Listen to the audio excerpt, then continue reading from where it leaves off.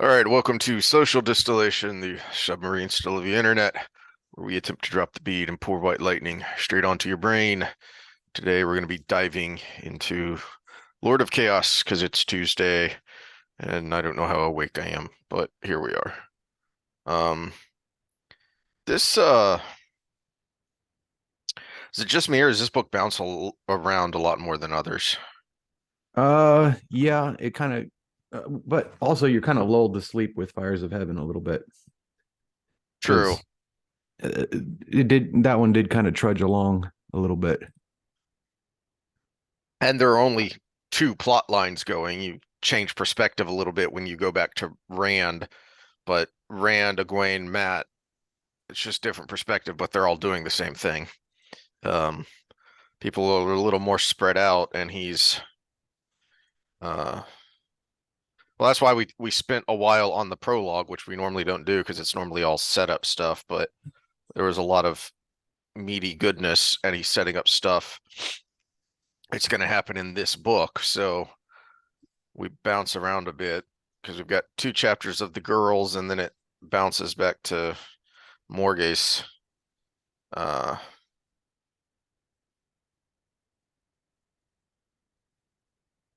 so it bounces around a lot, which um kind of like uh because you know it's easy to forget who's who. Like there's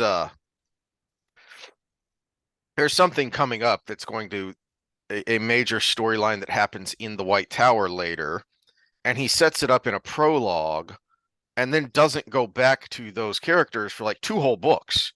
Hmm. And by the time he got there, I was like, wait a minute, who are these people? Luckily now you have a Watt wiki you can go to remind yourself who the heck these people are. Because there's a lot of character names to keep track of.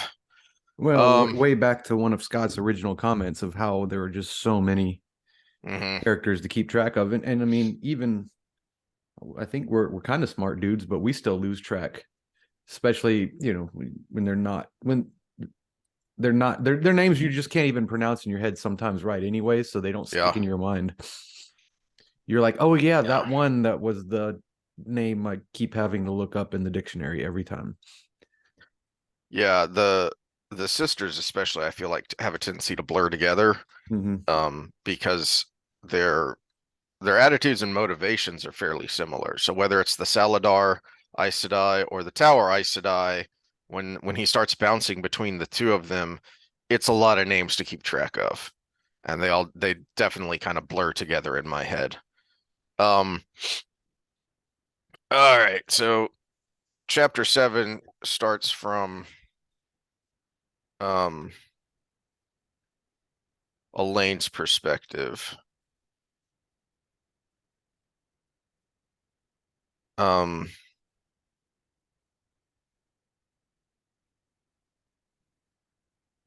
and we kind of just get more of the same, I feel. Uh, but of the girls have been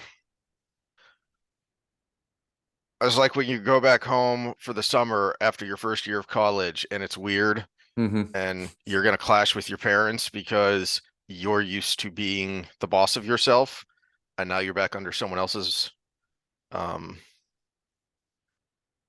roof and it gets weird. Well, with the girls, it's interesting, and I guess we get a little dose of this in that situation you just talked about going off to college, especially if this is your first time being out on your own. Is they did surpass where they should be Hmm. from a use of the power and kind of a worldliness perspective, but they're actually way far behind on the other things the tower teaches you, like self-discipline and controlling your emotions, and all of Hmm. these things that these this group of girls struggles with at times.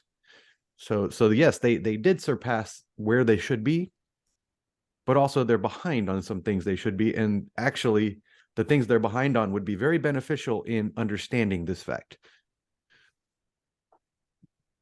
Yes. And there's an interesting mirror there that takes place in this chapter between the youngsters and the older, supposedly wiser ones, but they lack the key to wisdom that we've talked about that's pervasive through numerous philosophies across the world, which is you're truly wise when you know what you don't know. Mm-hmm. And so the title of the chapter, A Matter of Thought, is we see kind of a new element to the world of dreams where they get sucked into a nightmare. Um, and Elaine and Nynaeve, even though they don't know nearly as much as Egwene does, they still know more than the full sisters do, and they're young enough to not be hardened in their own arrogance. So they they have enough experience in the world of dreams, and because their friend Egwene is explaining things to them, I think they take it more seriously. Um, and the sisters are just, oh, okay, we know what to do here. Well, no, but you're going off of your own instincts, and your instincts are terrible in this situation. Mm-hmm. Um,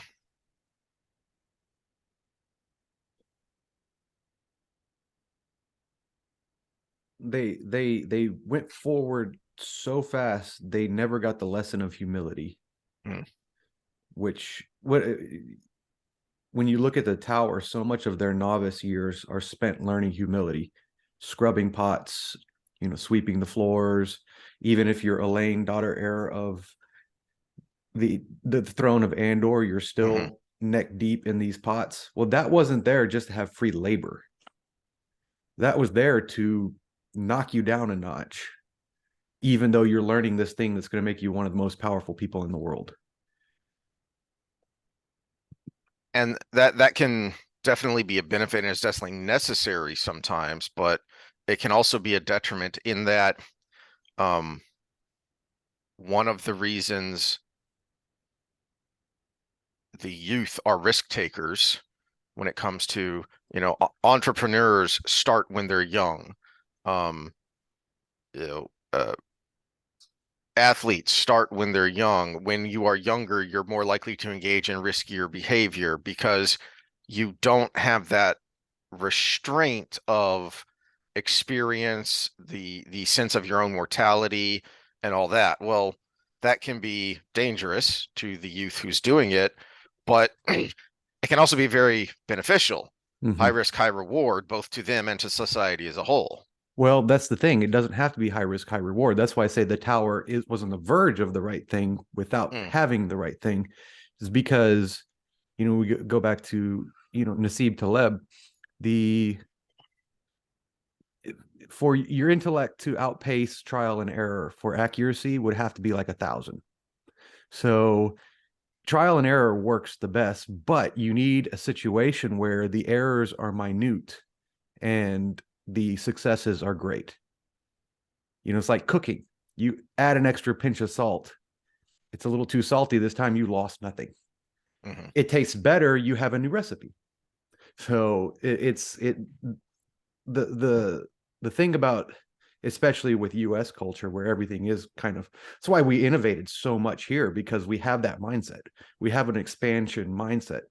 But there's 7 failures for every success. Even in the most successful people, Warren Buffett has 7 failures for every success he has in investing. Pelosi, not so much, but she might have some inside information. But that's a different thing. That's called cheating.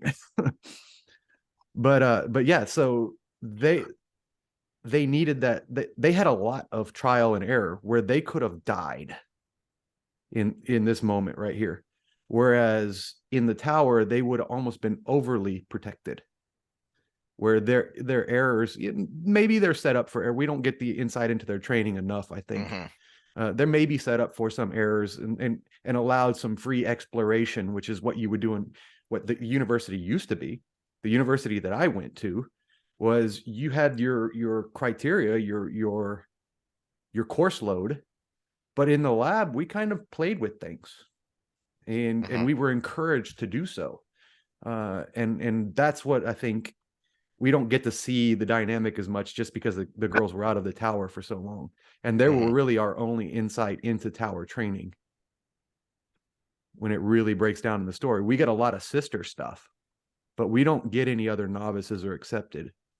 I from what we do get, I think to your point is that the base of what the tower was doing, the base of its traditions were beneficial and on the right track, but then over the 3,000 years of their existence, they became rigid and bureaucratic and arrogant, so that you don't get that extra bit of, what does this new person have to teach? Mm-hmm. That so we learn later a little more about uh the difference between novice and accepted.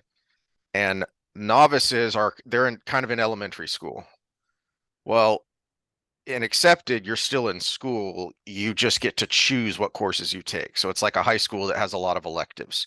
So you're still going to the teacher, and the teacher is telling you what is.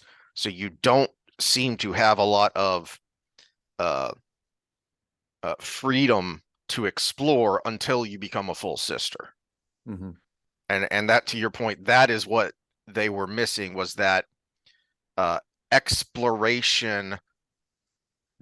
So you're on a very narrow track when you're a novice, and you need something wider once you've learned a little bit, so you can explore, but you still have those guardrails so you can fail but not have it be catastrophic, which seems to be the problem, because when they talk about like sisters who burnt themselves out trying to study something dangerous, uh, well, yeah, because it's kind of an all or nothing by that point. You Mm-hmm. don't have the guardrails, and they're so often individualistic with their specialties or with their interests. This is actually perfectly timed, and I didn't even read ahead, but I've been putting together my online stuff for the fitness Hmm. business that's going to be completely separate, no politics, no wheel time or anything. It's going to be its own thing under its own LLC and everything, which already exists because it's existed for 12 years. But besides the point, and I realized that that was the key to my development, and that I actually might be able to duplicate that, because my hang up going online every time was online training is so cookie cutter.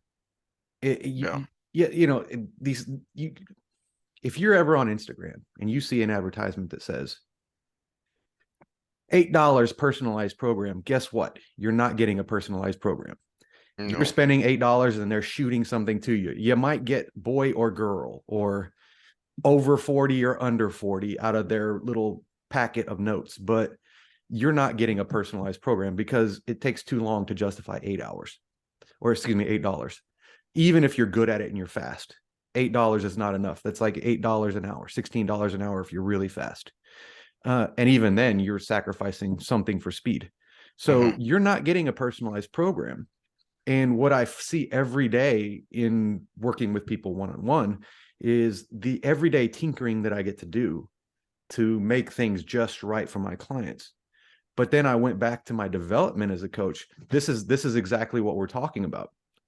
I had Luke and Scott and Rob and all of these great coaches that are off doing great things right now too.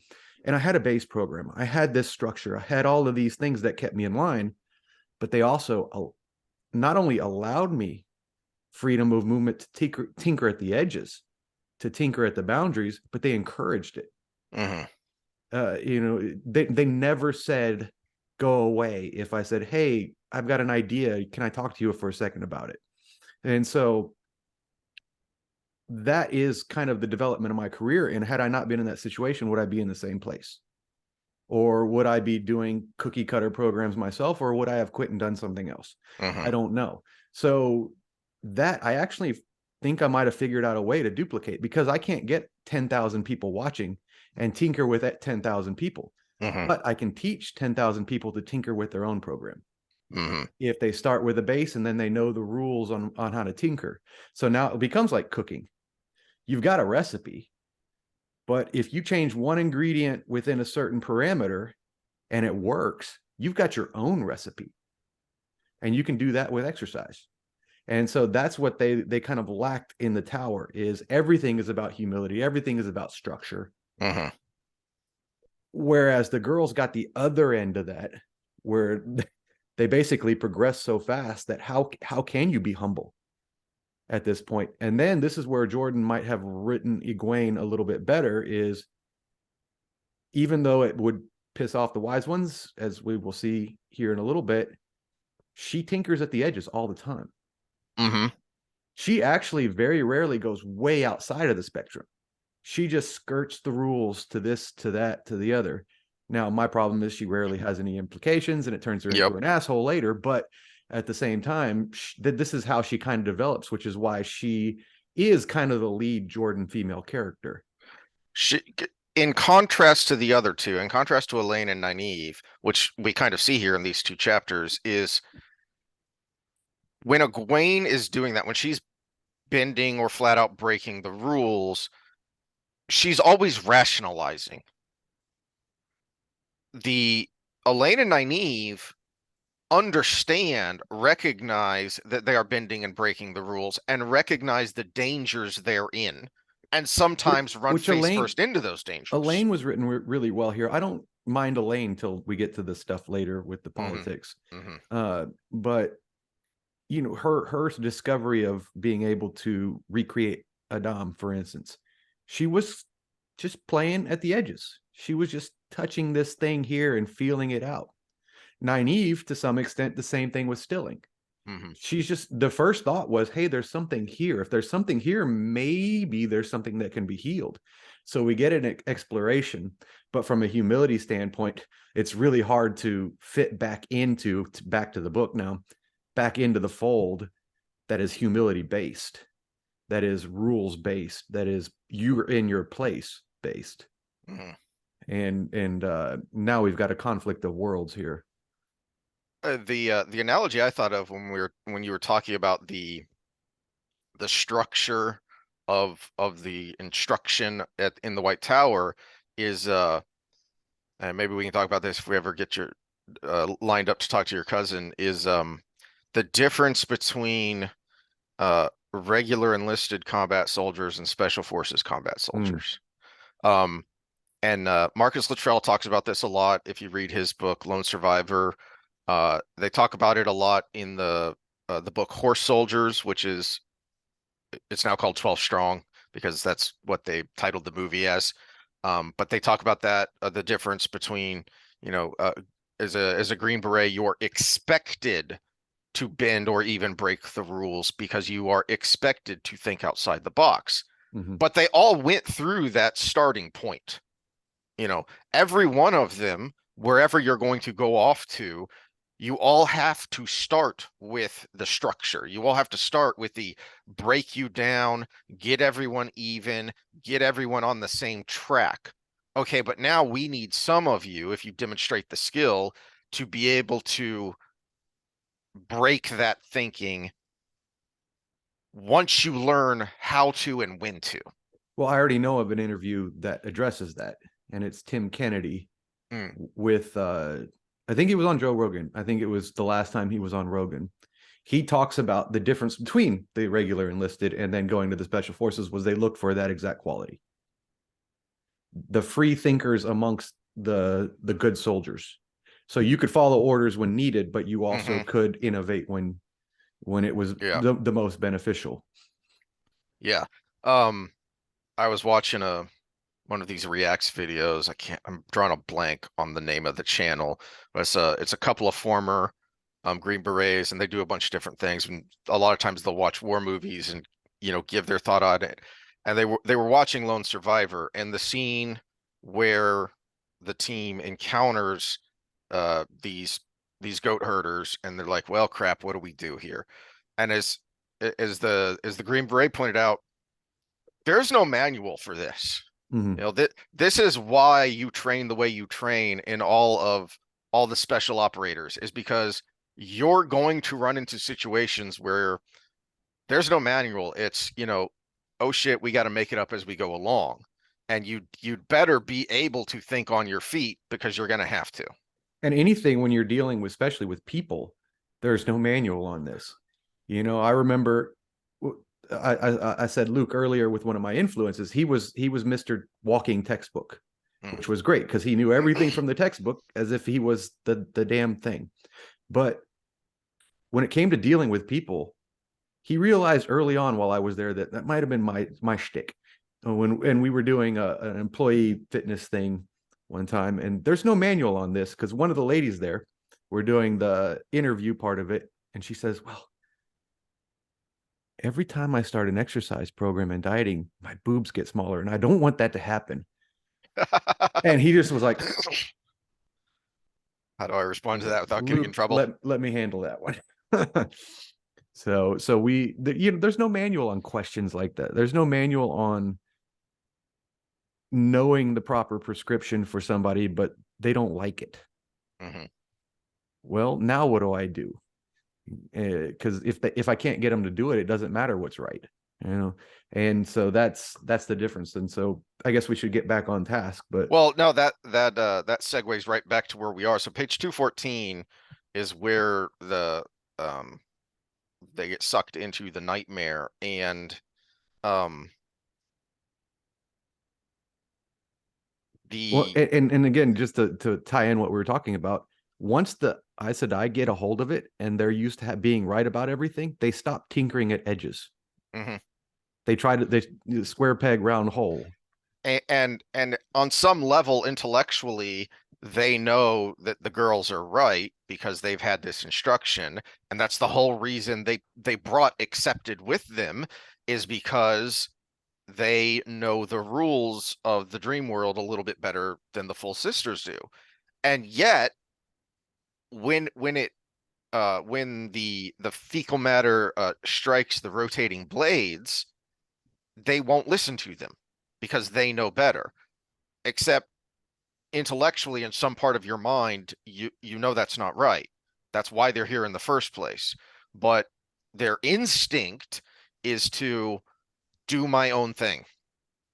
That rely on my power, my experience, and ignore these girls who have to uh, struggle to help pull them out of it because they're completely lost. The sisters are completely lost. So Mm-hmm. it's Elaine and Siwan um, trying to strain a matter of thought, are trying to focus and think uh, to push the nightmare away. Which is this is where I start to have a little beef with Jordan, is because this scene was great because we just of everything we just talked about, Mhm. but they never learn except for a few key characters here and there, Mhm. Swan Mhm. being one of them. She learns, but at the same time, of the many people that have gone through the tower training, a greater percentage of them would have been humbled by the experience than not. And yes, you can talk about the most arrogant and everything, and we can Mhm. go down that road, but there wasn't some of them learned and some of them didn't. And going along, it was none of them learned their lesson. And Put then they continue to get schooled every book from here on out, basically. put a pin in that because I have some thoughts on that in the spoiler section because there's an Okay. example way down the line of that. All right, so the chapter ends with Elaine going to visit the throne room in Camelin, and she's not happy because again, Rand is not being himself. He's trying to be clever. He doesn't have anyone to advise him. Uh, the people that are around him, he's not really listening to. And so he thinks he's being clever by saying, I'm not going to sit on the lion throne because it is meant for a queen. Uh, and it is meant for the daughter heir. But the way he does it is it makes it look like the lion throne is his trophy Mm-hmm. because he puts it up on this pedestal. And Elaine sees it immediately and is not happy. Um, and is frustrated that she can't be there to advise him. Um, and then I like the little blurb we get here. I wish you would have done this a little bit more, which we kind of talked about last time when we were talking about Demandred and where is he and what's he doing. Is I like the little blurbs we get of him in this book, where on page 220, the chapter ends with just a paragraph of Demandred, who was lurking around there, uh, trying, basically, I guess, trying to spy on Rand and happened to spy on Elaine. Um, and he's happy that Elaine is ticked off and that Rand is doing dumb things because let the Lord of Chaos rule. Mm-hmm. Yeah, we see that throughout this book, and it's almost like he abandons that whole plot line until the end after that. Yeah. Yeah, I wish we would have seen a little more of that going on past this book, especially as the Forsaken start to get whittled down a little more. Uh, do do you have any thoughts on? So do you think this nightmare is a nightmare, or since it's so specific about uh the Trolloc part of it, is this kind of a bubble of evil kind of thing? Well, what we know about the bubbles of evil is they're coming through more from the weakening of the seals. And as we talked about last time, we're questioning the connection the Dark One can even touch the world of dreams itself. Mm-hmm.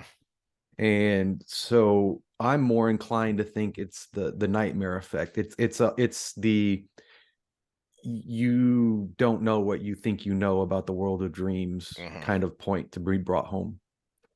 Now, that being said, the Forsaken walk the world of dreams, and someone could have sabotaged them by creating a nightmare for them, just like Robin was doing for Rand as he was chasing him Mm-hmm. through. Mm-hmm. But the best uh, suspects there are it wouldn't be possible because Lanfear is gone and Moghedian is not able to do that at that point, and we've got no implication that Grendel knows that they're walking the world of dreams. That Mm-hmm. that being said, we wouldn't have to know that because they're very in tune with it, and a bunch of birds walking around in the world of dreams that don't know what they're doing are probably sending some kind of big signal. Mm-hmm. Uh, but Well, we know that. yeah, those are the two likely culprits for me. Is it's just a random thought that turned into a nightmare Mm-hmm. because well think of the first look. So even if it was a random thought of one Trolloc and a Trolloc appears, everybody's thinking about Trollocs, Yeah, true. especially the grand majority of them that have never seen one. And that would so on 214, it really was a nightmare, though larger than any Elaine had heard of from Egwene or the Wise Ones. Once freed of the mind that created them, such things sometimes drifted through the world of dreams and sometimes latched onto a particular spot. Aiel dreamwalkers destroyed each as a matter of course whenever they found one, but they and Egwene had told her the best thing was to avoid any she saw altogether. So it could just be a simple matter of the reason this one is so much bigger and so much worse than any she's ever heard of is that the world is just getting darker and Mm-hmm. and having more influence from the Dark One. Because yeah, I too am curious how much influence the Dark One can have on the world of dreams just based on its unique nature. Mm-hmm. Yeah, his biggest touch on the world of dreams so far up until this point in the books is through his people. Hmm. All right, so chapter eight switches to Nynaeve, who's getting frustrated and annoyed uh because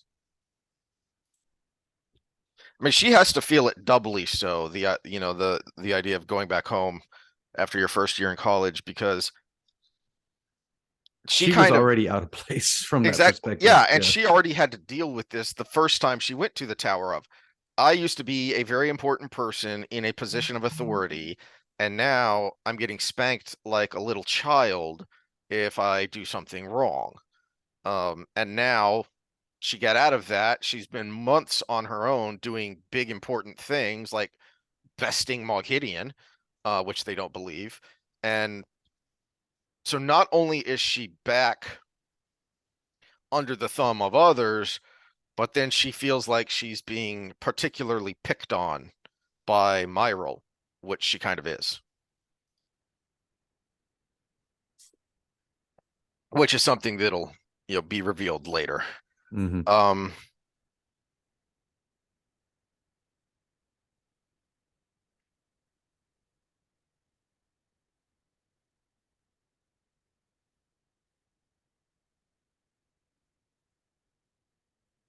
have we,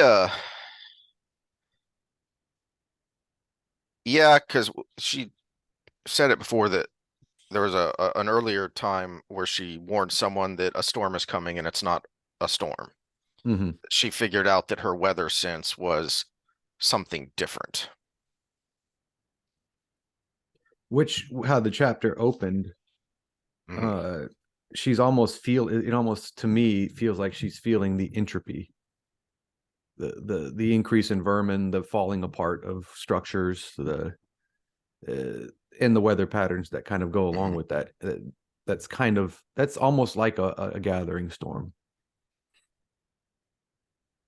And the chapter's written really well, and it's kind of one of those things of when you see a scene that's acted so well, of somebody being incredibly embarrassed that you get embarrassed for them. Um, because the way I feel this chapter when I read it is it's like having a panic attack. For anyone that's ever had panic attacks or has anxiety serious enough to be medicated, you can feel it building. You know it's there, and it helps create the negative feedback loop that leads to the panic attack because you know it's coming, you can feel it, but you can't do anything to stop it.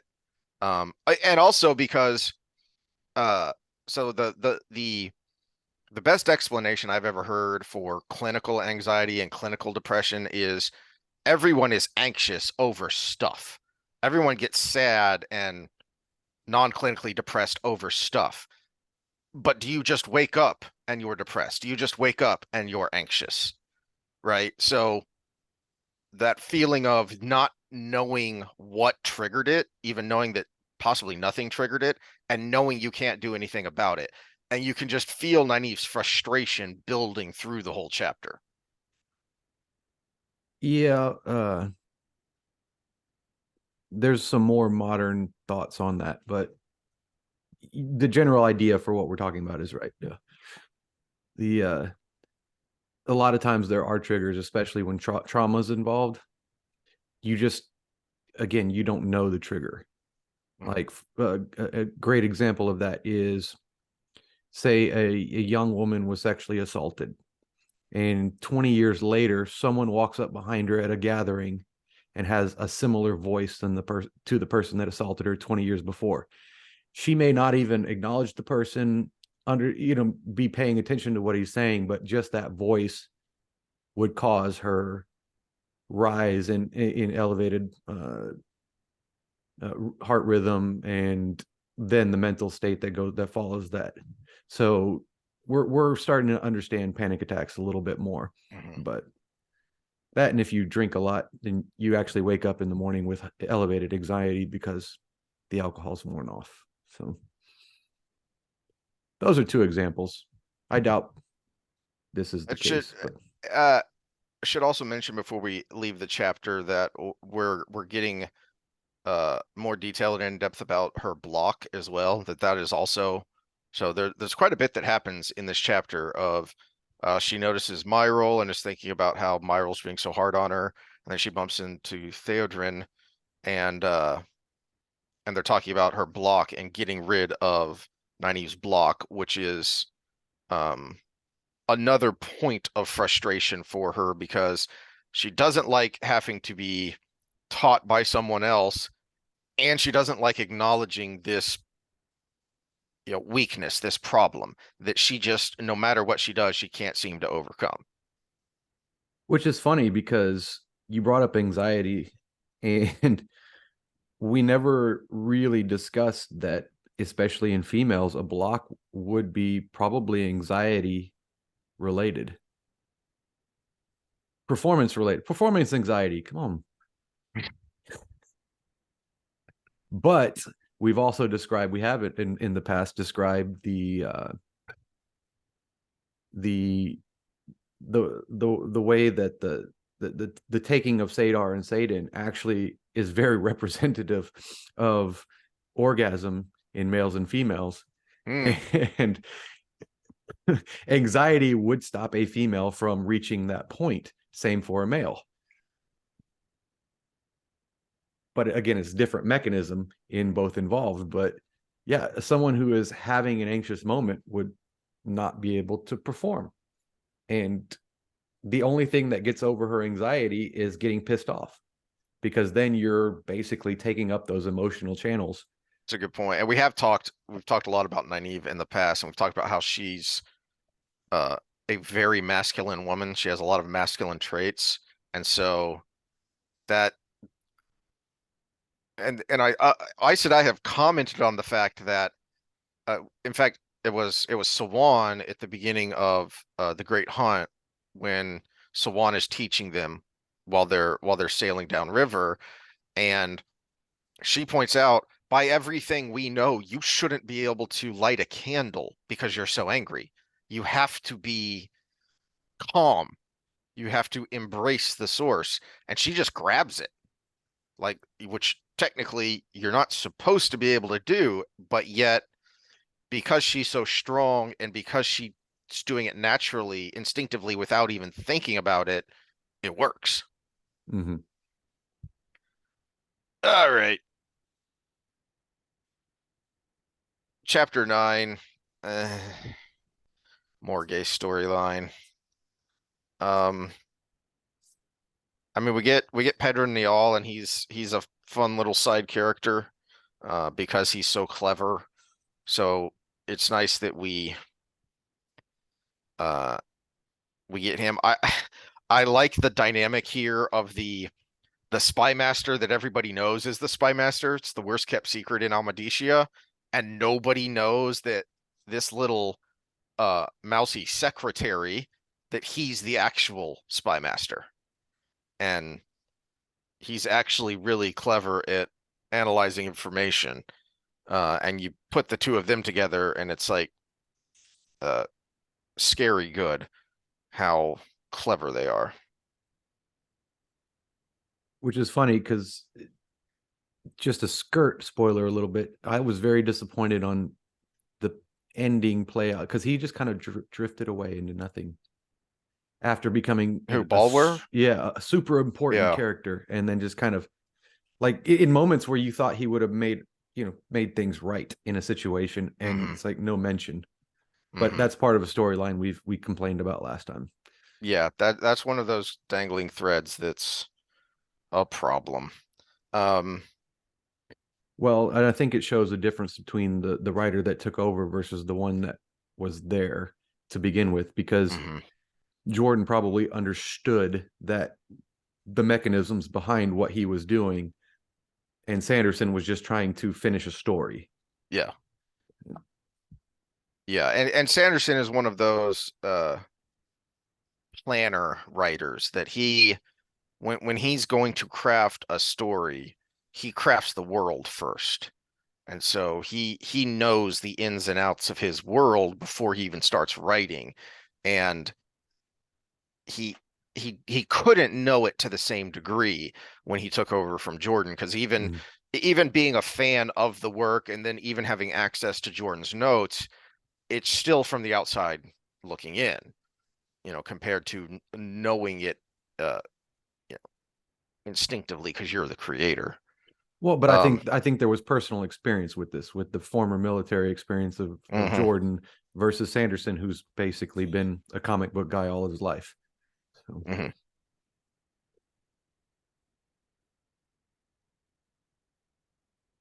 Um, I do like the way that Nial's section here of this chapter kind of ends with him um coming up with a rumor to try and weaken the tower even more. And even though we know from his perspective that he's a true believer. He's also not a radical because he he's willing to bend, if not break the rules here, because saying so on 255, so saying the Black Hajah rose up, uh, the victors hold the tower, and the losers were driven out to lick their wounds in Saladar. That's a problematic thing for any white cloak to say, let alone the commander. Um, because by their rules and line of thinking, They're all black. all Aes Sedai are black. Yeah. Yeah. But he's willing to bend the rules there.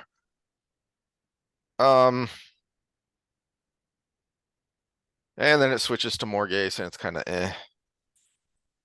Um, it's more of kind of what we talked about last time, which is she's still acting like a queen and expecting to be treated like a queen, but she has absolutely no base of power, absolutely no authority, and no allies. So she's in a very tenuous position, and she doesn't recognize it until really it's too late. I'll get to that when we get to that. You don't have any more thoughts on Morghese's storyline, do you? No, I We think we kind of beat talked about that. last time Yeah, how we we were beat kind of that dead meh. horse last time. Yeah.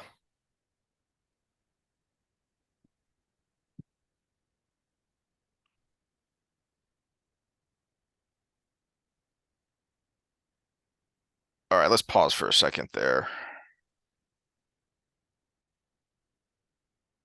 All right, so a couple of things at the start of this chapter uh, to notice. I don't think it's an accident because it's hard to ever think anything is a coincidence because of how many things we know for sure Jordan planned out. But the chapter right before we get to Rand is Pedron Nial and Morghese. And a lot of it is thinking about Rand and thinking what to do about him.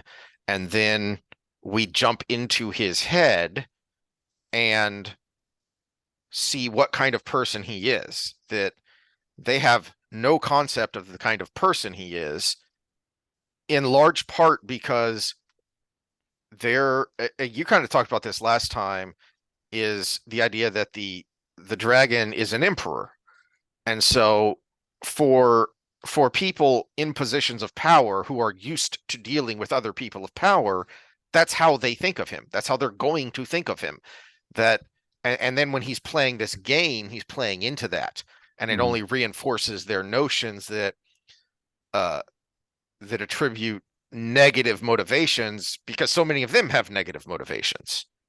And yet the kind of the first thing we see here at the bottom of the page at the beginning of the chapter is Rand made a mental note to have Mistress Harfor, the first maid, find livery enough to go around, so the newcomers would not feel required to work in their best clothes. So he's sitting here getting a briefing on matters of state, and he can't help but think, I need to do something to help out the servants. Well, and that's the thing.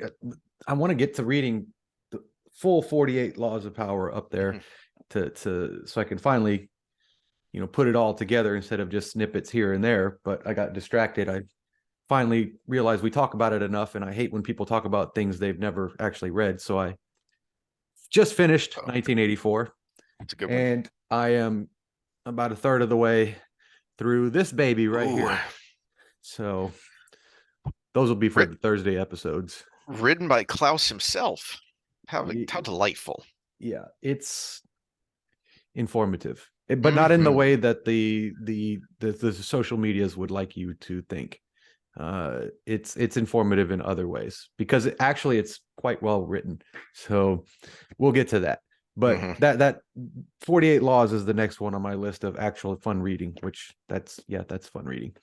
But that's the reason I bring that up is because all of these other world leaders, these emperor types or would-be emperor types, have that that degree of psychopathy that you need to kind of be in that position and make these decisions without it hurting you inside. Hmm. Pedro Nial can send 1,000 white cloaks to their death, and he would be disappointed at the loss of the soldiers instead of thinking about the individual lives of the soldiers. Yeah. Rand is trying to transition into that person, but he is not that person. Yeah. And so to your point, he's hurting himself, Mm-hmm. which is, He you know, feels the pain of individual loss. hmm and he's exacerbating it with his list of names. The other thing that jumps out at me at the beginning of this chapter, which I think is fun, is how smoothly and naturally Bashere and Bael get along. When you see the last time we saw the clan chiefs, it was when Rand was visiting You know what that's got Wiremon to and look that group, like? You ever see that meme that goes about with Judge and Altuve. Judge and Altuve? I was just thinking that. Okay, I'm gonna make a meme for that for this one. Yeah, Yeah, because Bashir and Bile. he's not the tallest Aiel, but he's one of, and he's described as ridiculously muscular, very Yeah, wide, broad-shouldered. So something to the extent of we must advise the dragon. I can count on my finger the way because he's holding up his hands like that. I can count on my fingers the ways this can go wrong, or something like that. uh it's not just the arrogance of people like the High Lord Wiremon and his ilk that cause tension between the Wetlander armies and the clan chiefs. Clan chiefs don't really like them either. So and and we got this when we had Rand having to go down there and visit that army that he's building up on the Ilian border. Is when he's dealing with the Wetlander nobles, it's let's leave these Aiel behind. We don't need them. They don't even have any horse. I'll just charge in with my cavalry and we'll scatter the Ilianers. And Rand's going nuts saying, "Shut up, do what I tell you." And then he goes to talk to the clan chiefs, and they say the same thing of we don't need the rest of these armies. We're Aiel. We're Supermen. We're a bunch of desert ninjas. Let's just send us in and we'll get it taken care of. And he doesn't yell at them the same way because he has a different relationship. But it's Jordan showing us that these two peoples that have so much tension and conflict with each other, they're the same. They just can't or won't recognize it. Mm-hmm. And yet when we get here, Bashir just smoothly, you know, kind of accepts, all right, well, now we've got Aiel, and this is one of the dragon's chief advisors. Okay. And he has enough. I think a lot of it is his personality makes it easy for Bile uh to get along with him, to have a give and take. That, Bashir accepts, what he believes in, but is not afraid to push back if he disagrees. So and I think that the clan chief has to respect that. Well, and there's also the fact that when you look at Weramon or the Karhine generals, or except for Deidre, Mhm. they're exactly what the Aiel call them. They're wetlanders, right? They're soft. Mhm. They're set in their ways. And from Weramon's perspective, when you're dealing with soft people, you can charge in on a horse and just trample them down. And the Aiel know that that's not the case, but they also consider all their opponents on this side of the wall soft. Mhm. But Bashir, he fights fucking Trollocs. He understands that everybody has their potential because Mhm. they're technically smaller people than the people he's dealing with down in the lower part of the wetlands. But Yeah. he knows how much more hardy his guys are, and he sees the Aiel, so he's got that mutual respect. So it's a comfort thing. It's that crisis of comfort. He doesn't live that life because again, he fights fucking Trollocs. Mhm. Yeah. 7 to 8 foot tall monsters. Yeah. And you're a 5.5 foot man. And he It's probably puts off that that air too, because uh, Bale probably immediately wants to say soft wetlander, but then kind of knows where he's from and what he does, and he may have fought a Trolloc or two in his life with the way the Aiel mhm, are. And yeah, he knows he's a badass, but he also knows they're freaking 7 to 8 foot monsters, and every once in a while a half man in there. So yep, it's that that that knowledge of the discomfort of the person on the other side of the table will change everything. But Weremon never. Yeah, the only reason he is the dominant person where he is because of his heavy cavalry and his mhm, noble title. mhm. He doesn't Yeah. give an air of understanding at all. He has never had to deal with an enemy he can't, if not overawe and make back down, then overpower and make back down. Mm-hmm. And Bashir and Bael are both used to dealing with people you can't do that to, or in Bashir's case, dealing with things you can't do that to. And there's something to the saying, "You get what you give." Mm, And Weremon gives his pompous, I know everything because this is my experience, where Bashir gives, this is real experience.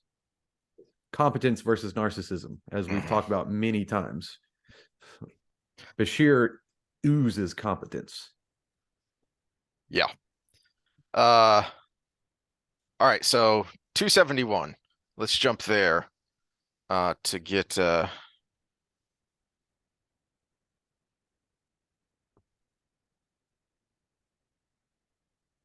um so that to me this is interesting. So he's walking along. He sees Avienda sitting staring at a fountain. Um, light, but she was beautiful, studying the spray of water. She had not seen him yet. Did he love her? He did not know. She was all tangled up in his head and his dreams with Elaine and even Min. What he did know was that he was dangerous. He had nothing to offer any woman except pain. And this,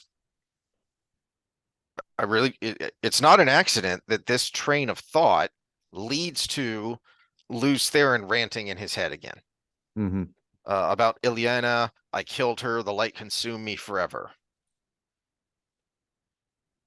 Well, and this is one of the unfortunate things, which, maybe by design, but we know the latest manifestation of the dragon. We don't know age one. We don't know Hmm. previous to that, previous to that, previous to that, but we do get that the Dark One keeps saying this is something that keeps happening over and over and over and over and over again, and we get from the portal stones that it happens in every dimension over and over and over and over again.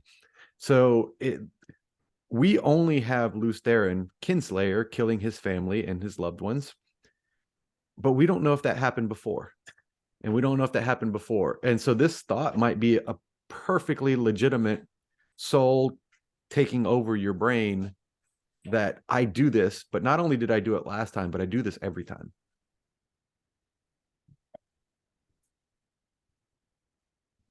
Uh,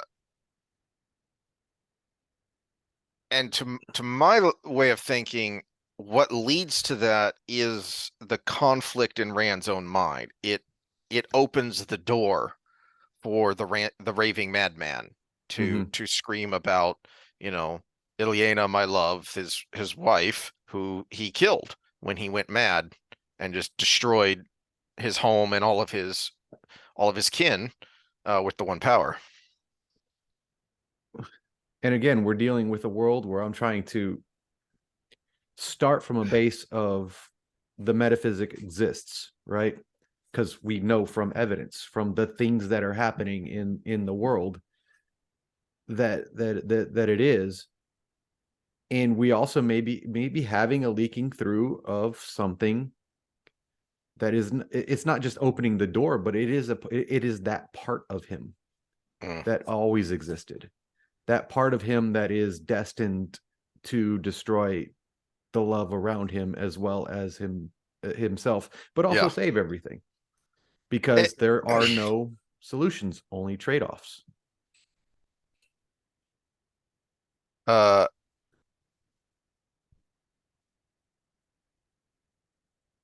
and this, I think, ties into when your talk about guilt and shame, because it's bad enough being a young man with the question in your mind, did he love her? You know, do I love this person? Do I even know what love is? Then you add on top of that, do I love these three women equally? So you're already confused and conflicted by that. And then you pile on top of that that Well, let, any let me woman add I one love would to be that. dangerous. It's not, do I love, you have the thought, do I love them equally? But then do you start thinking to yourself, well, is it equal or is it different? Because I love lots of things differently than other things.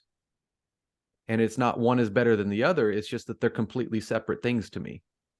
And that's a totally different kind of mind fuck to go down. Yeah. And then on top of that, the kind of self-loathing and self-recrimination of uh, uh I'm a danger to anyone around me. I have nothing to offer any woman except pain. That that's not a good train of thought. Oh no. I'm trying to see which episode was guilt and shame to refer people back to. So you keep going with your thought. Um,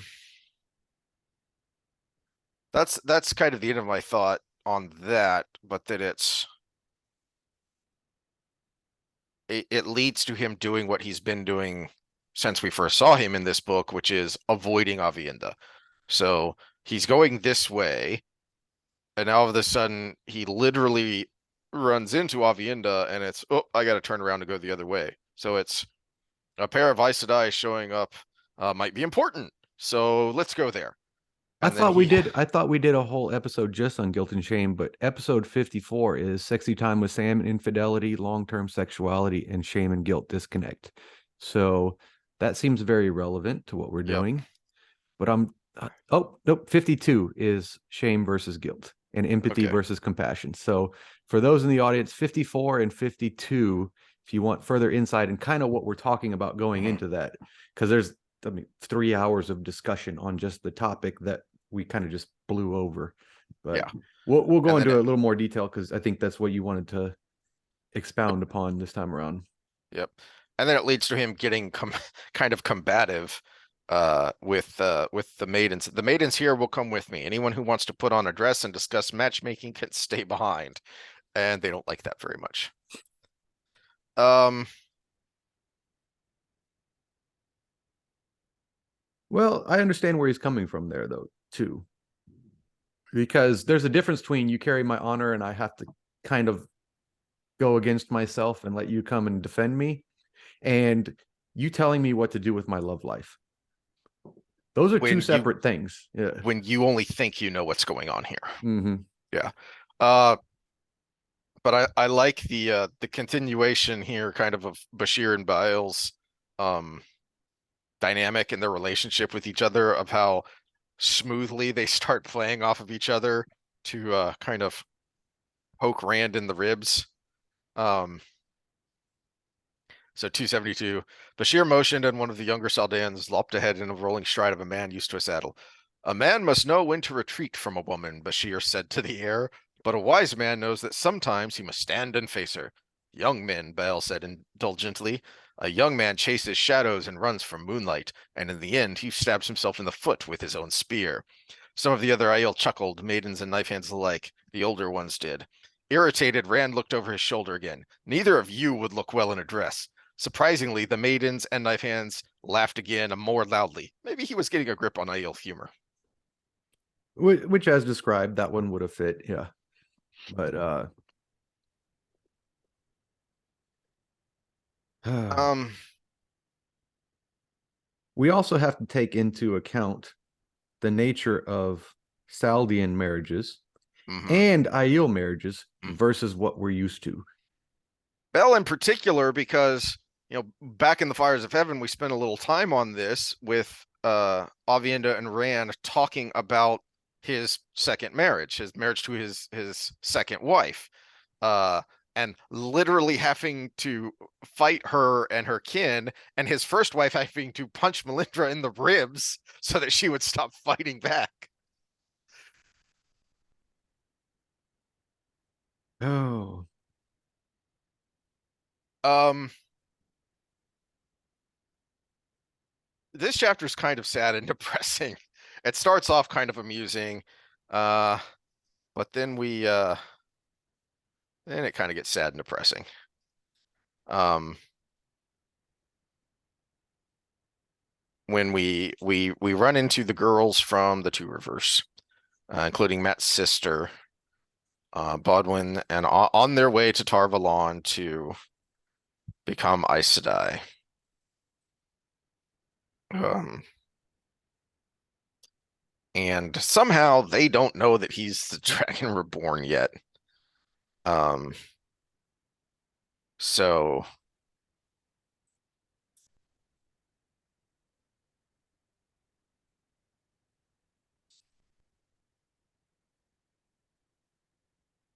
um,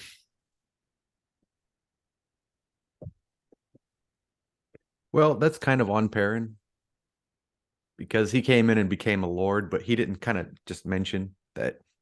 you'd think that maybe, especially, well, but that's kind of how he is. We saw him in the prologue, and he was feeling that Ta'veren pull, and he was gonna go on his own until his, wife stopped him because she knows better. So he's not thinking, I'm going to have to lead the people of the Two Rivers into battle on for Rand. And if you're thinking like that and thinking ahead, yeah, you should probably tell them that who the Dragon Reborn is and that you're going to have to stand with him at some point. And it I mean, just because at never this even point he occurs might to him, I not, think. yeah, he might not know, or the events might not have happened that Karhine had been taken over, and then Mm-hmm. Caemlyn, which were pretty much back to back in consecutive days Mm-hmm. almost. But at the same time, Rand had Tyr, so it wasn't like there was Yeah. no thing to And talk about, and that news was spreading quite rapidly because it was such a Mhm. big effing deal. So I mean, Um, even something to the extent of, yeah, that new king of Tyr, that's Rand, by the way. so I don't know if we want to save this for spoiler section or just, put in, mention it as something to keep an eye on. I always found this scene a little odd of Alanna bonding him. Um, on the one hand, it demonstrates Rand's strength because whether it's his strength in the power, the fact that he's Ta'veren, it's just his strength of will. Um, Alanna tries to use the bond to basically compel him, which is is a way that the Aes Sedai uh really bend the rule on compulsion, is that they can use the bond to compel a warder to follow their orders. And as she says in the next chapter, it was like, I don't remember exactly what she says, but basically it was like trying to turn a boat with a twig. It just it couldn't be done. She couldn't move him. Uh, so it's useful in that sense, in that it shows us something about Rand. But then I've always felt that, and maybe it's because of the way it plays out at the very end, that it just it, it seems like a pointless thing that happens, except that it is a tool to, one, show how strong Rand is, and two, uh justify and demonstrate his growing distrust of Aes Sedai that's going to become a major component of his thinking and actions down the road. Oh yeah, especially in the near future, because the worst way to enter any bargain is with deception. That's why I hate the telemarketers that are like, "Hey, is John there?" And I'm like, this is nobody by John has this number." And they're like, "Oh, well, while we have you on the phone," I'm like, "Yeah, you just started the conversation with a lie. Hmm. So I'm not buying anything from you." And now times 1,000, and you have her bonding him when she's like, let me, make you feel better, basically. Yeah, and nothing I do here will harm you. So really, you know, really lying by not lying. Really And I lying mean, by it's telling the you truth even there. look at the wording, and Yeah. this is like the rape scenario realistically, as they continue to. Well, I hope that didn't get us flagged, but look at the wording. It's okay, baby. I'm not doing anything to hurt you. Hmm. Just lay back and relax. And Yep. well, he figured that one out.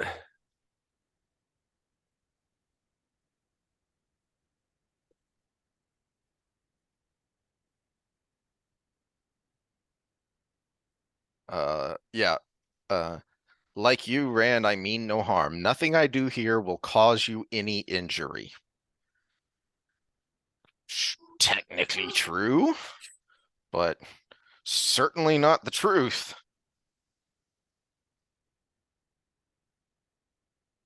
Um,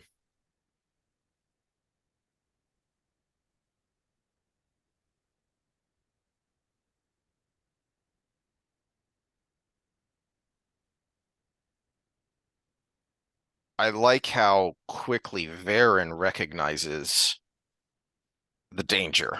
Mm-hmm. She's the one that says that Alanna bonded him, that Alanna doesn't tell him. Because I don't know that Alanna truly understands uh how much danger she put herself in. Mm-hmm. Well, I mean, this is a blind spot because she knows how the warder gets after the Aes Sedai dies, but she doesn't know he knows, but she assumed. And he should know from context clues from Lan, Hmm. but he doesn't know. He just knows Lan got weird and went off. Hmm. Um, and then to compound the depressingness of this chapter, then since you know, partly he's not in his right state of mind because he just got raped. Um, Partly this is kind of who he is now, even though it's not who he is. Uh, the way he so on 283, it's where Bode is saying this man is saying the most terrible things about you. He says you're the Dragon Reborn, and it just you can kind of so as he says on 282, I am, Rand said wearily. So he's tired of all this, and here he has met he has found this connection to the past that he had to leave behind, to his mind, idyllic place that he would want to live out his life if he had his way. And it's all gone to crap. And on top of it, he has to admit to these, former friends and neighbors that he's this monster that they can't believe that he is. And he does it by kind of losing control. It starts out with gently he wrapped Bode and Laren in flows of air and lifted them until their shoes dangled a foot above the floor. But then he starts out gently, but it finishes with he realized he was shouting and clamped his mouth shut. His stomach was lead and he was trembling. And Alanna has to calm him down. Uh, and then he goes storming off.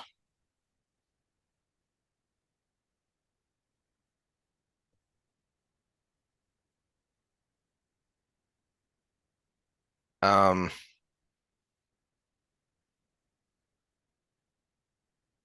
and then we get the aftermath that he doesn't see, but we kind of get the aftermath that justifies his sense of depression over what has just happened. Because these, again, former friends and neighbors Bode is practically the sister he never had because he's so close with Matt. Mm-hmm. And And and it, someone had to take care of her when her dad was an alcoholic jerk. I sorry, you set me up there, dude. it hurts. It hurts. Anyway, they're all freaking out after he leaves, especially when it's, we're going to stay. We can't hide here. We have to go now. He'll kill us. Um, and all crying and freaking out. Um,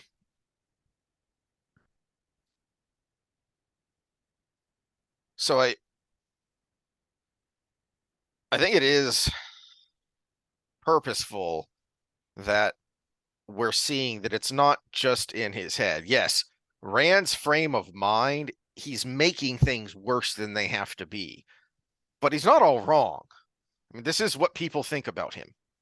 Even people who should be his, friends and allies and supporters, because they know him, they know the man, not, but as soon as they know the title, they forget everything they know about the man.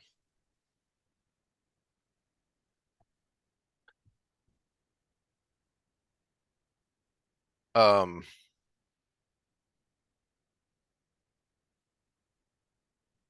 the other thing I like about this chapter is The chapter with Rand or the new one where you see the aftermath? chapter 11. Yeah, the Yeah. new chapter. Um, I like how slyly Jordan writes Varen's perspectives, that even in her own mind, she's rather guarded in how she thinks. So you can't pick up a ton of clues about who is Varen really, and what are her real motivations, because as we saw way back in that one of my favorite chapters, which is her talking to Sawan and Moiraine, and oh, and of course one of them must be, one of the boys must be the Dragon Reborn, and she just drops that bombshell in the middle of it, and she's putting on this affectation of the absent-minded professor. It's one of the masks that she wears, but even inside her own head, she's still compartmentalized. Mm-hmm. Well, speaking as someone who does kind of think that way, sometimes you are just like that. It's not something you're doing on purpose. It's truly you forget about the thought before by the time the next one comes around. Mm-hmm. We do actually get that a little bit. So it's not just an affectation. That's a good point. Because uh the scene this would have been the Great Hunt, where she gives the ring and the notes about dreamwalking. No, she doesn't give the notes, I don't think. Does she give the notes? Yeah, she gives some of the notes to Egwene, where she's talking to Egwene about dreamwalking Mm-hmm. and talking to her about the last person that truly made a study of it. And then when Egwene leaves, we get a couple of paragraphs of Varen's perspective. And she's focused and cunning and calculating, thinking about, you know, did I do the right, was this the best option? I did this, but I could have done that, but maybe I should do this. And then it ends with her absent-mindedly going, wait, where was that note about this totally unrelated thing? Mm-hmm. So it's not just an affectation, that there is a part of her that's just that. Oh yeah, there are days where I go up maybe upstairs to read a book and then something catches my eye and I start messing with that and then I go down and cook something and then I go do something else with the dogs or Mhm. do a project outside and lay down to bed and be like, "Oh shit, I never read any of my book." And it Mhm. happens. Uh, so 291, it kind of it ends uh with a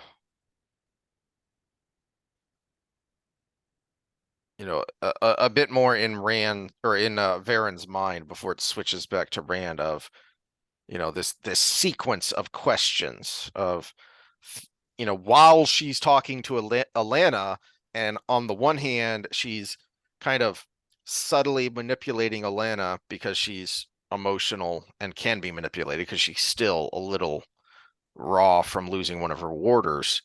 So Varen is thinking about how to manipulate her and to make sure that Alanna goes along with what Varen wants to do. But then another part of her mind is listing all of these questions of, what does this mean? And if so, what does this mean? And then what do I do about this? And what about this? And what about this? It's why she's one of the more interesting and fun side characters in the whole series.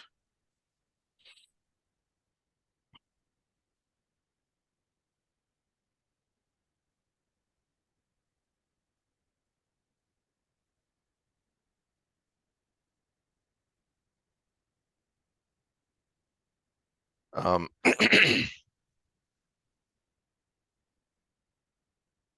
right, so 292, totally different subject.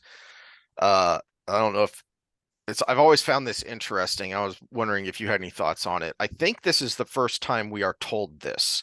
But then as traveling with a capital T becomes more ubiquitous in the series, it comes up more and more that in order to travel, in order to create a gateway, you have to intimately know the place that you're traveling from.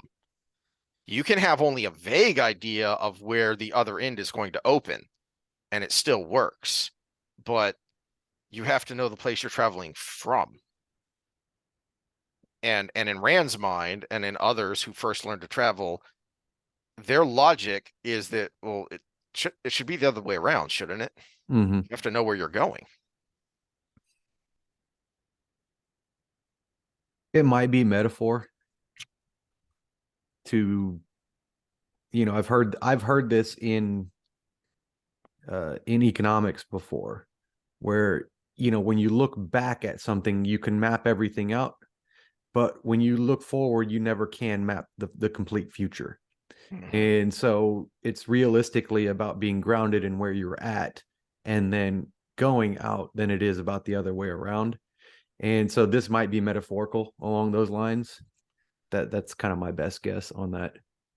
Yeah, I've often wondered because I know Marines are, or at least were, I don't know what they're taught now, but when they're taught marksmanship, they're taught a technique called front sight focus, which is you focus on the front sight.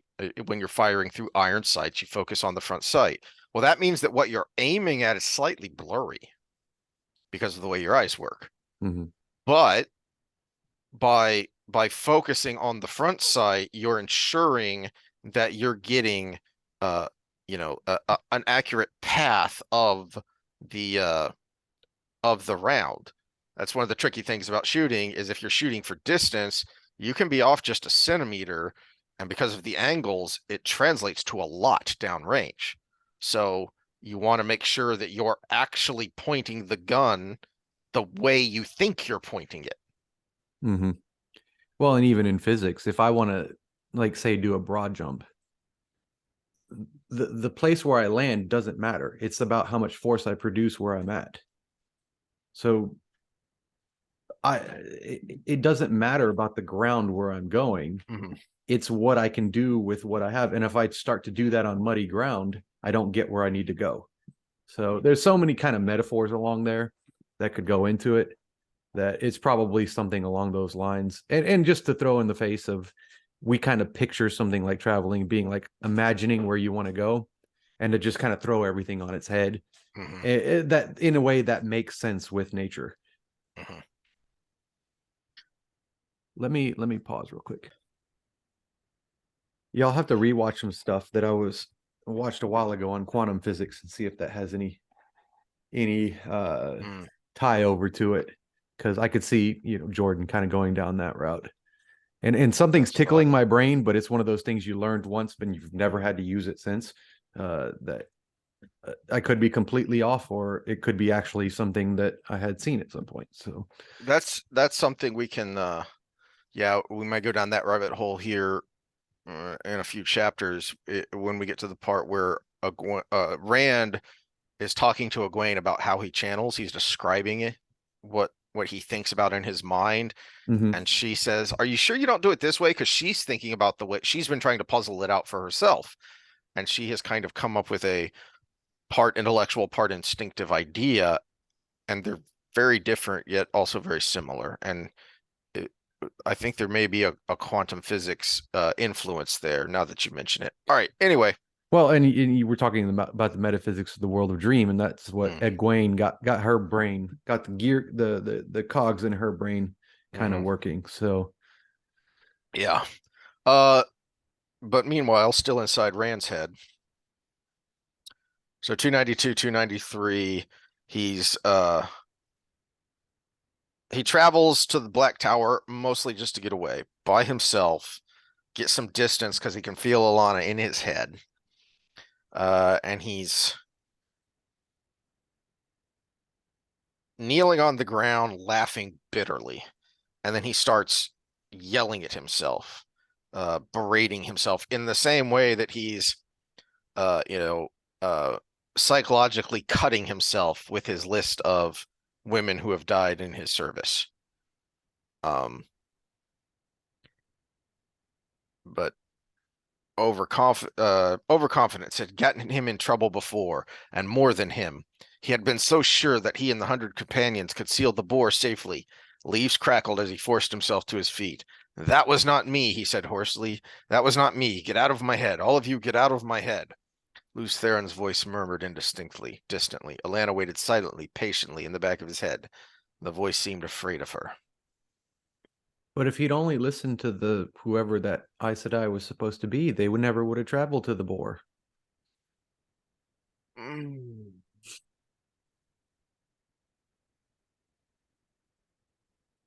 Yeah, Yeah, I don't even know um, who she was supposed to be. Just some. I think she was supposed to be the Amarillan. Yeah, but back then they had the Amarillan and the Tamarillan, right? Which is what Lews Theron was. Yeah. So that's why I assume that's what who that was supposed to be. Um, a man without trust might as well be dead, Lews Theron giggled. He would not surrender. Um, he's making it worse because that was you. I mean, it wasn't, but it was. That is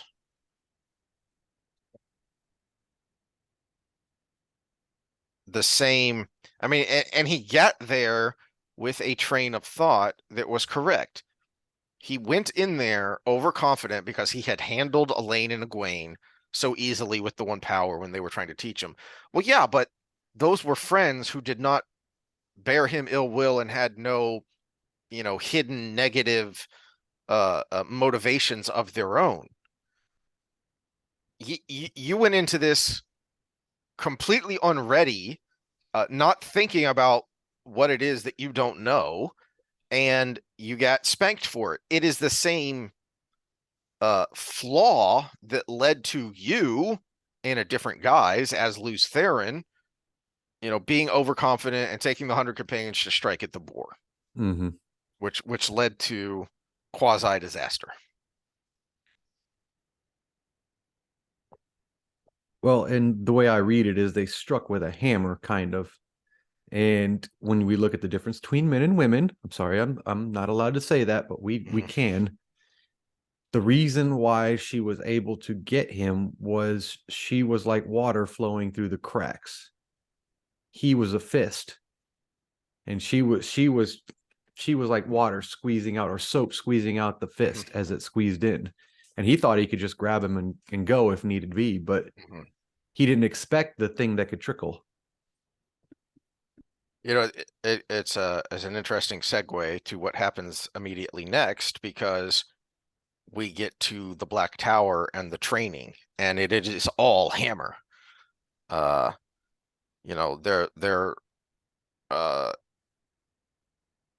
they're making stones explode by putting weaves into them, not throwing something at them, not throwing fire or earth, but manipulating fire and earth so that it explodes from the inside out, basically. So big time hammer. And Dahmer and the other students threw themselves flat to escape the flying shards, not Taim. Stone splinters bounced off the shield of air that he had thrown up at the last instant. Lifting his head warily, Dahmer wiped blood from a shallow gouge below his left eye. Rand's mouth tightened. It was only luck that none of those flying pieces had struck him. He glanced back at the farmhouse. Sora was still there, unhurt apparently, and still staring at him. Perhaps you will remember what I say next time, Taim said calmly, letting his weave vanish. Shield as you strike, or you may kill yourself. So, not just learning to be a hammer, but then having the hammer bounce back at you to learn the hard way.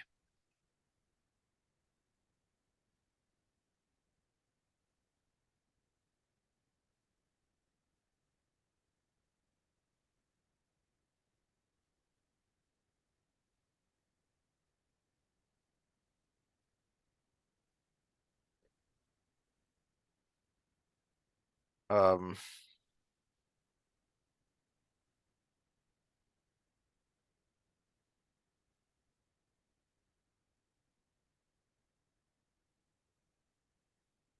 I think I'll leave the idea of teaching them how to wield a sword and Taim arrogantly dismissing it of I can barely avoid stabbing myself and I've never felt the lack. They have the power now.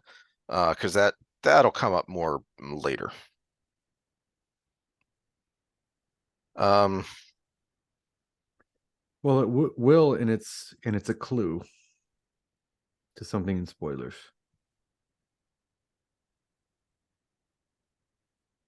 yeah. Um,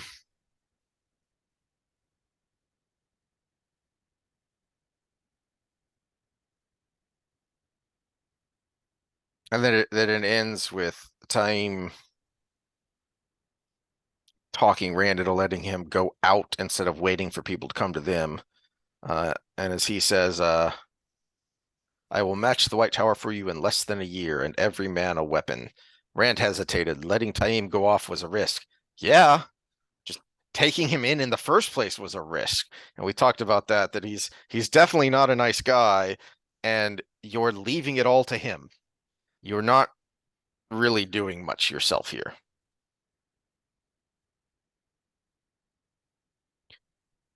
All right. And then it bounces back to the ladies. Do you want to stop there, or do you want to go on a little more? Actually, let's stop there Yeah, because let's go to spoilers. That's a good the segue. next section lasts for it stays with Elaine and Nynaeve for a little while. So yeah, there's 3 long chapters. 4 long chapters of Elaine and Nynaeve.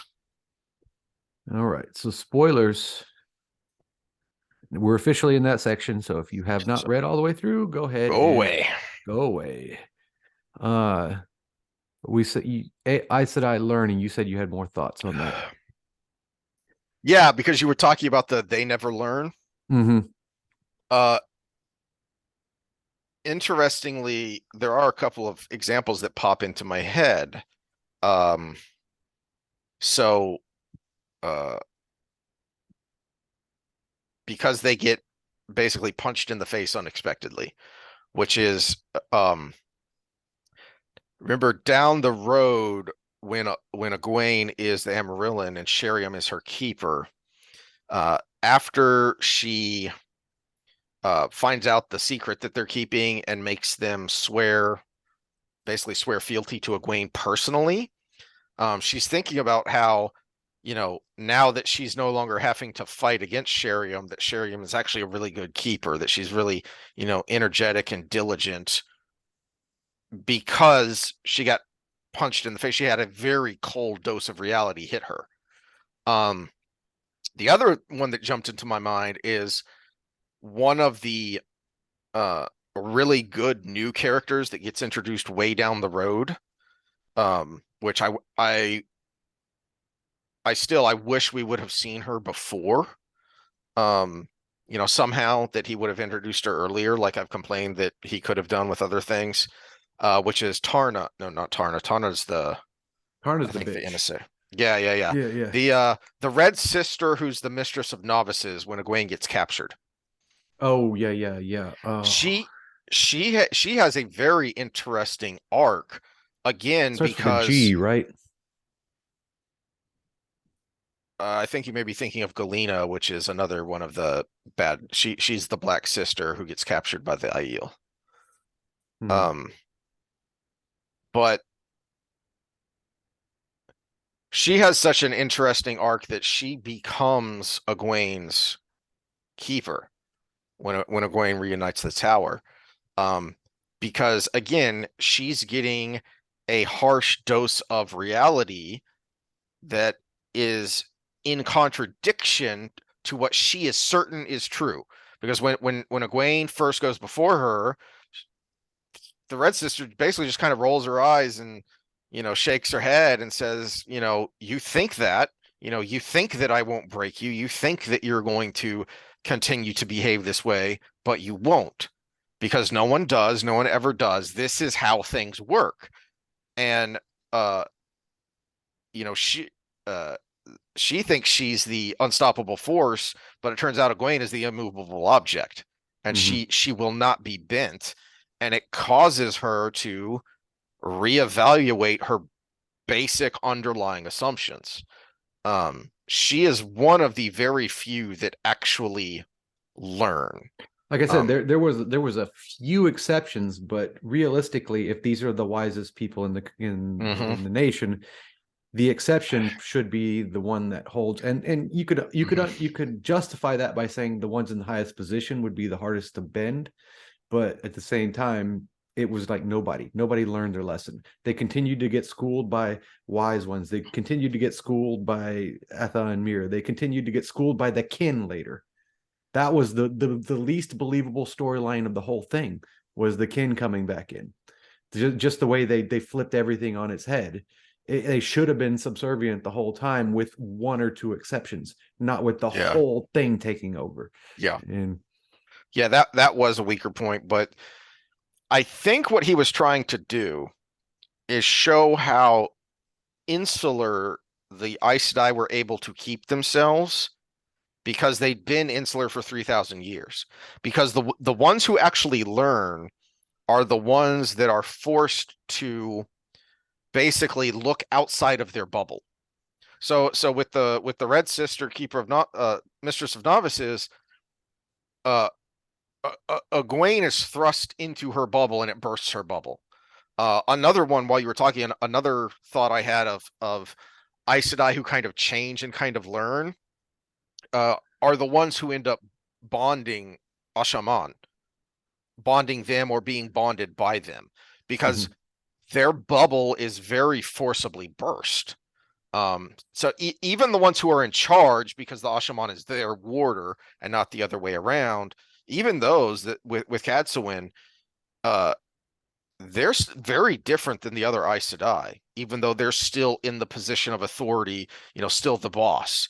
But they are seeing the cold hard truth of what the world is really like, whereas we see with this split in the tower all the way until the very end, they mention, keeping tabs on the world. We see that they send emissaries to thrones, both the White Tower and the Saladar sisters send ambassadors to the various nations, but their focus is all on themselves. mhm.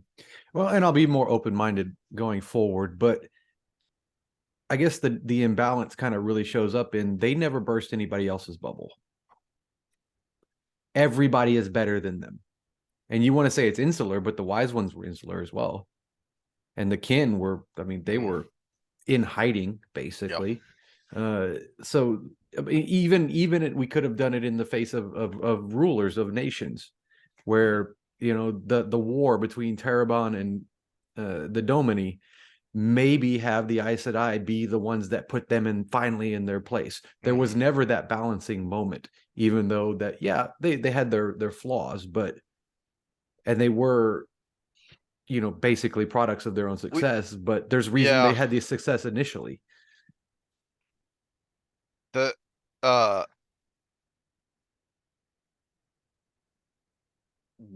now that I think about it, I don't know that we have seen the Aes Sedai triumphant, seen their power and their authority since the Great Hunt.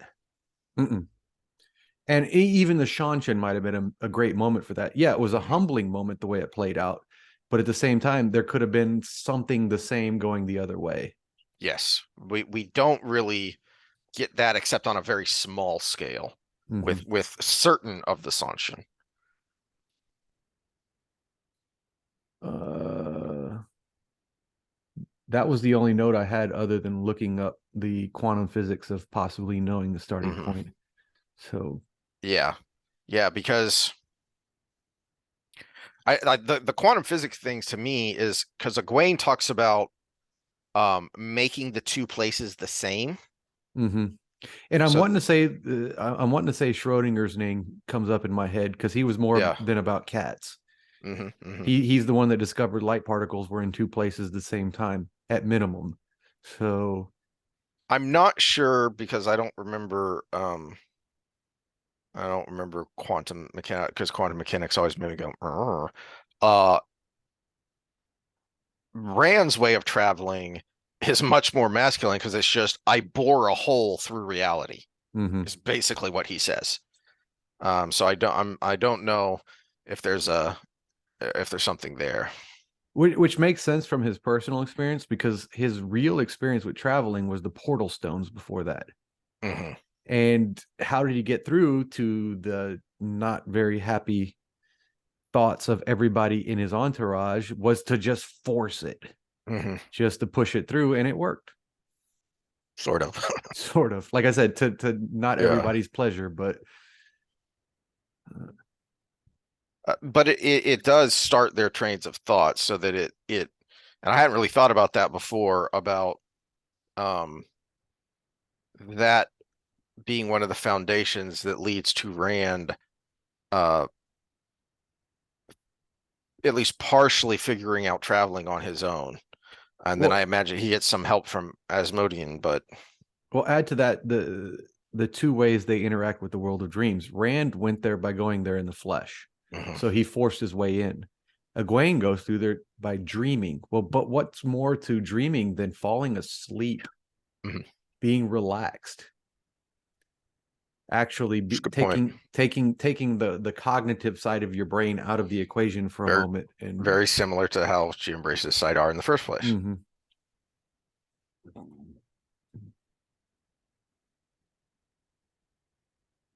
All right.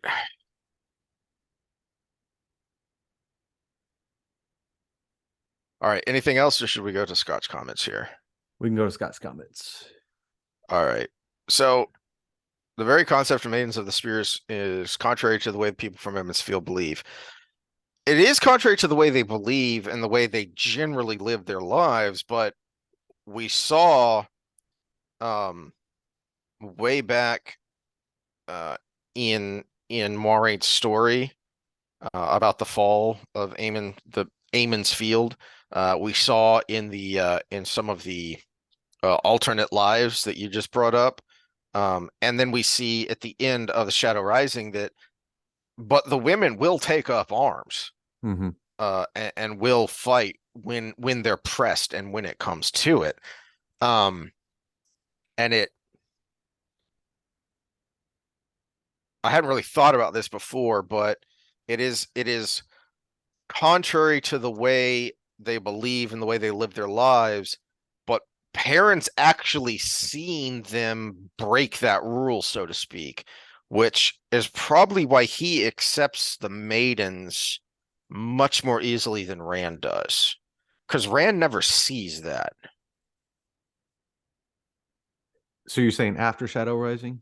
Yeah, because later when we get to the annoying parts of parents, his separate storyline, I've never really thought about this before, but he never seems to really have a problem with the maidens. He doesn't have, and he's every bit as Emmons Field folk as Rand is. Uh, uh, I think you add on top of that, he has a wife that he is trying to protect, uh, in the same way that he would want to protect any woman, but more so.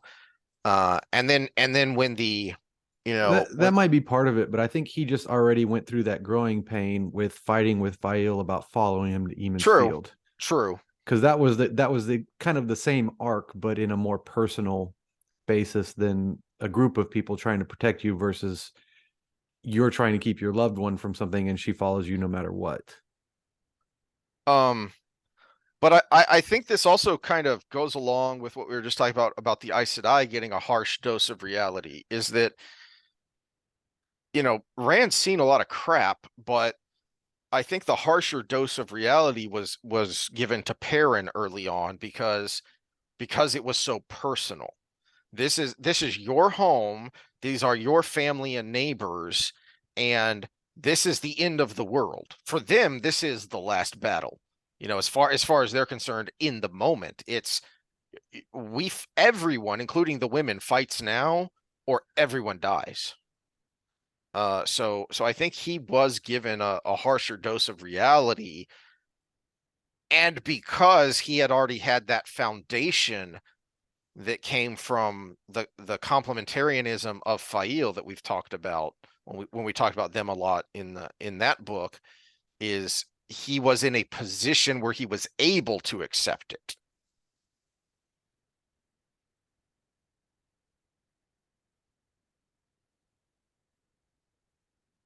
The Well, I think next, that goes right along with his next comment about women blaming Rand because their men can channel. So mm-hmm, from a woman's eyes, that chapter, the entire world is going to end if these men don't learn to defend it.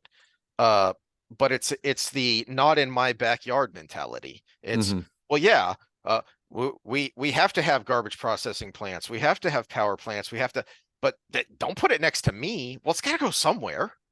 It's particularly Sora, the wife of, I think it's Grady. She hasn't had that dose of reality yet. You know, she they're they're farmers. They're coming from you know, a farm in Andor's hinterlands. They're it's not like they're borderlander folk, you know. I mean, at some point she's going to come face to face with reality and she's going to have to accept it, but Well, we see this with talk of modern warfare, and this is especially with women. Is yeah, we should support the freedom fighters in Sudan, and we should do this, and we should do that, we should do da da da da. But then it's your son is in the military, needs to go fight for this. Oh, we should not intervene. It's a completely different story when it's your child or when it's your husband yeah. or when it's you yourself. Mhm. It's a lot easier to think of these things in the abstract. Yeah. The Forsaken didn't actually experience the breaking. I'm not sure what you're responding to there because I don't recall even implying that. Um, We talked about Ishamile being at the edge, and yeah. uh, we may have talked about the madness for a little bit. But realistically, with our talk of Ishamile, he might have experienced, at least through an At least some observatory of it, standpoint, the be breaking. because go back to He, the first prologue, he was there yeah. when right after Lews Therin killed all of his kin, and he was there when Lews Therin, you know, killed himself by creating Dragon Mountain. Mm-hmm. So he at least knew some of it. Um, Carrie was from Camelin. She died when Rand was about 5. I knew there was a rough age given, but I couldn't remember what it was. And Yeah. 4 or Well, 5 and, seemed to be and as about far as where right she's for his from, what we were memories. speculating was where she was when Rand was found, not Yes. where she was from to begin with, because we were trying to maybe put a speculatory timeline on how long he was without, frankly, a mother Yeah. And after and being if born. if she was from Camelin, because of his thought process in the fever dream, I'm confident that he was already married before he found Rand, Mm-hmm. because he was thinking about Carrie always wanting children and they couldn't have any. And it would make sense that if she was from Camelin, and she did have that look of the reddish hair, that she would have stayed there while he followed the army to Tar Valon.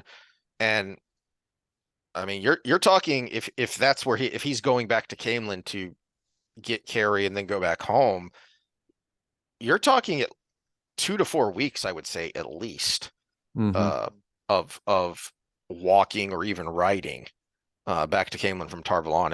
It's a good ways. So, you to your point, you have that, And unconscious this formative is really what I moment. was talking about here.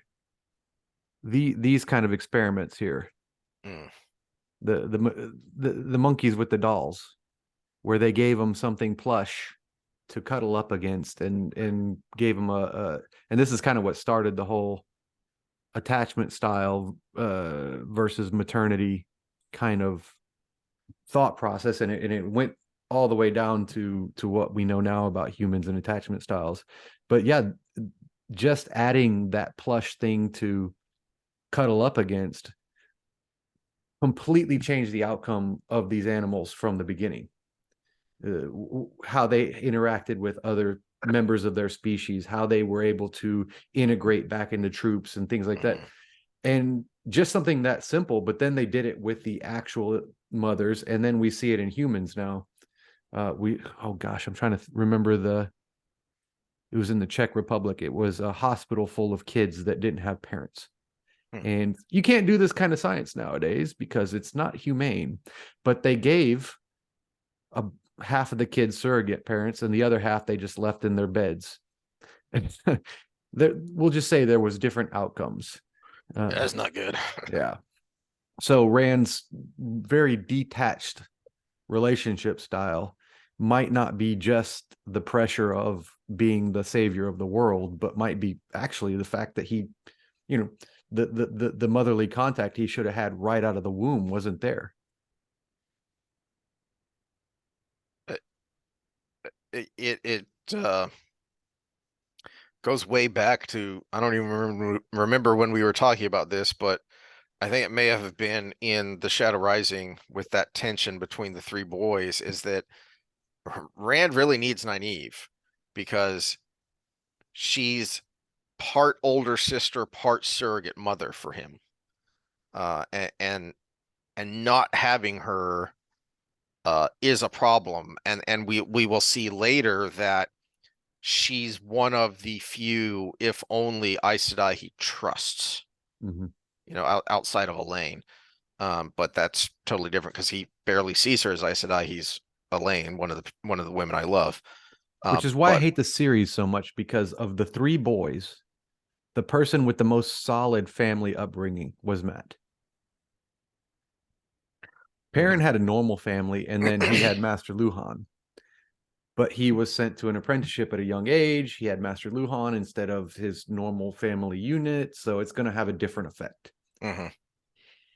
Rand had a great dad, but he never had that, other than just bits in his memories, that maternal kind of upbringing. Matt had the best of both worlds. He was just a rebellious child. Mhm. Mhm. But it's why he does the right thing, even though he's gonna bitch about it the whole time he's doing Mm. it. It's Well, like we've talked about. it's why he was the right dude to find Ulver, because he's got that instinct. Hmm. Hmm. It it's because they wanted him to make him they wanted to make him mopey and angsty because shallow, terrible writers of modern crap, that's their idea of drama, is mopey and angsty. Which is funny because they missed a silver bullet, because yeah, he took the dagger in Shatter Logoth, and yes, it was selfish because it was shiny. You could have played the maybe he's slightly spoiled kind of personality, and that would have fit better than mopey and angsty Yeah. in that moment, because he just got mopier and angstier. He didn't like change. You could have had him the fun loving kid, Hmm. slightly spoiled because he's a mischievous kid, but still has a great family unit and this solid thing behind him that keeps picking him up every time he falls. And then him do this stupid, selfish thing and become this kind of shadowy, horrible person for a Hmm. while. And the contrast would have been so great that you would have been like, oh my gosh, it's the dagger. He never changed. Because we never got to see him as Matt the Rascal. Yeah. Yeah. before he finds the We dagger. got two lines in a bar. And all that whole trip with Rand and Tom down the river, it's we see him getting more and more withdrawn, more and more sullen, and it is a sharp contrast to everything we saw before. We didn't get any of that in the crappy series, and that's why it's crap. You know, it's the same rant I had last time about the stupidity of one giving Perrin a wife for some reason and then having her kill her immediately. You know, well, where do you go from there? You've already inflicted the worst trauma, not only his wife dying, but he did it. You can't. There's nowhere to go from there. There's there's there's no more drama, no more harm that you can do to this character. There's no setup and payoff, which is what this, the crux of this whole reread has been. The reason it's so fun to reread is because you find more and more setups once you know what the payoff is down the road. So do we have a timeline for season 2 yet? I haven't seen one. I think I remember reading a little while ago that speculatively November or December of next year, but I don't know. So I haven't seen anything for sure.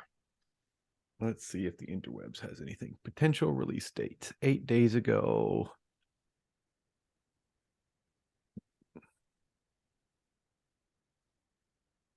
No, I don't accept your cookies. Go away and leave me alone.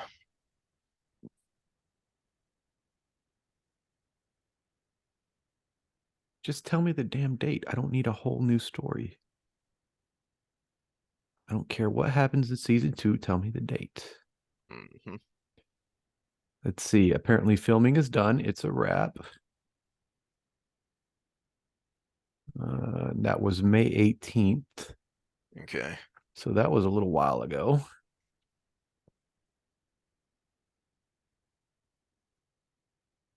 So I have been told before by people who actually have worked in TV and movie production that as a rule of thumb, add a year on from the date that filming ends for all of the post-production stuff. So conceivably, it could be out in May of next year. I like that this article is titled potential release date, and I'm probably 3 pages down, and I have not, That sounds about right. you know. Sounds about right. All right. Well, sooner or later, we'll get a release date, unless, unless Prime Video just collapses because all the money they wasted on Rings of Power. Well, I thought that was the thing. They were going to try to have them go back to back to back, where they would just alternate between the two. Yeah. All right. Well, I don't have anything else, and I've got a heart out. So we will see y'all theoretically probably tomorrow for Wednesday night church service, and then we'll have some shenanigans Thursday. Did you see my text? I have something fun I planned for did you see that, and Thursday. I'm concerned. So Yeah. Yeah, it'll be fun. Because the reason he's funny is because there's like 3 layers of irony there. okay, so I'll avoid watching it, and I guess we're gonna have a reaction video. I'm always concerned about those because am I reacting to the comedy or am I reacting to the substance behind the comedy? Yes. Yes. Okay. All right. We'll see y'all next time. All right. Next time.